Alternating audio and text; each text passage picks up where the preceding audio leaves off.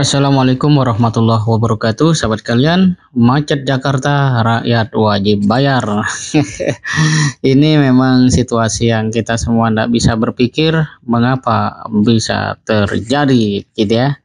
Ini dilansir oleh Republika bahwa Ketua Komisi B DPRD DKI Jakarta dari fraksi PKS Ismail dan Sekretaris Komisi B DPRD DKI dari fraksi PDIP Waode Herlina kompak menolak penerapan jalan berbayar atau Electronic Route Pricing (ERP) di DKI Jakarta. Hal itu mereka ungkapkan saat menemui para pengemudi ojek online atau ojol yang berunjuk rasa di depan gedung DPRD DKI Rabu 25 Januari 2023. Nah, entah apa yang ada dalam pikiran pemerintah. Kok apa-apa selalu dijadikan dalam tanda kutip peluang meraup pendapatan. Macet solusinya jalan harus berbayar. Tentu ini adalah sebuah pikiran yang dangkal, bahkan dangkal sekali, ya. Karena dia hanya punya anggapan kalau berbayar orang malas lewat, macet bisa terurai. Nah, pertanyaannya apakah selalu begitu caranya? Nah, ya kan? Dan kedua, bagaimana dengan persamaan hak rakyat antara mereka yang bisa bayar dengan yang tidak bisa bayar? Kalau yang tidak bisa bayar itu butuh akses jalan itu misalnya untuk satu keperluan yang genting, mendesak, mau melahirkan atau apa misalnya, bagaimana? Ya, sudahlah, tidak bisa memenuhi kebutuhan harian dengan baik, tambah lagi biaya-biaya bayar-bayar dan seterusnya. Mungkin akan masuk akal kalau semua harga pangan diturunkan, ya, baru itu dinaikkan, tidak masalah. Ini kan semuanya naik, ya. Naik semua harga-harga itu. Padahal masyarakat itu dalam kondisi yang tidak sedang stabil, apalagi meningkat ekonominya. Bahkan pemerintah bolak-balik mengatakan akan ada resesi, ekonomi tidak baik-baik saja, dan seterusnya. Mestinya dalam situasi seperti itu, justru langkah yang pertama diambil bagaimana rakyat itu terlindungi. Nah, kembali kepada soal jalan berbayar tadi. Di mana bentuk layanan pemerintah kepada rakyat yang telah bayar pajak, terutama masyarakat kecil, ya kan?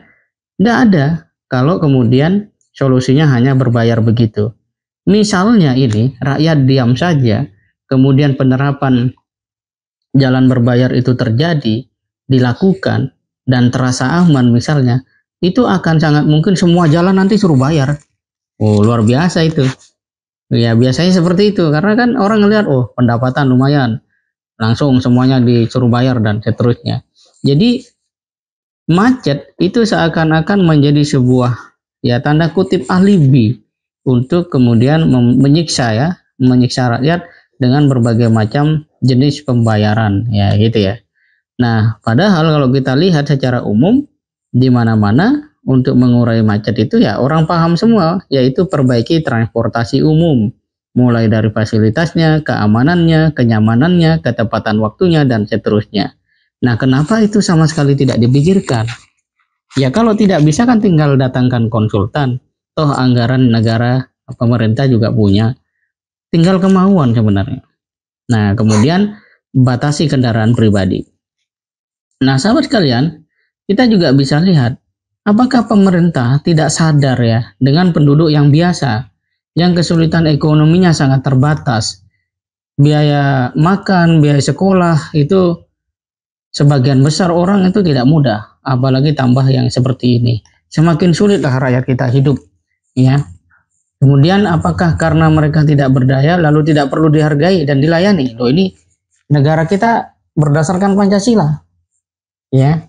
Kemanusiaan yang adil dan beradab. Artinya kepada mereka yang tidak punya, tidak berdaya, ya kita bantu. Mereka yang berdaya bagaimana sama-sama untuk bisa menguatkan.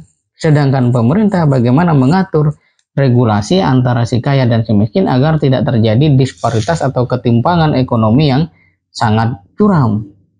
Nah, ini yang harus dipahami. Nah, kalau caranya seperti itu ya jelas sudah rakyat yang tidak punya kekuatan ekonomi itu akan terpinggirkan, dan itu ya satu hal yang tidak boleh terjadi karena negara kita adalah menghendaki yang namanya keadilan sosial bagi seluruh rakyat Indonesia. Nah, yang terakhir, Kalau itu misalnya terjadi, lalu untuk apa jadi pejabat? Ya, kalau ternyata kebijakan-kebijakannya tanpa sadar itu dalam tanda kutip memeras rakyat, mencekik rakyat. Apa-apa rakyat yang tanggung, apa-apa rakyat suruh bayar dan seterusnya. Lalu apa fungsi akal dan kemampuannya di dalam memberikan satu kebijakan untuk kemaslahatan? Nah, disinilah kemudian kita bisa memberikan satu penilaian bahwa pejabat itu harusnya mencintai rakyat. Kalau memang tidak bisa mencintai, ya tidak usah menyusahkan rakyat. Nah, itu yang harus dipahami dengan baik dan benar. Tapi kalau memang mereka mau sewenang-wenang, ya tunggu saja bahwa setiap ketidakbaikan itu akan kembali kepada yang melakukannya.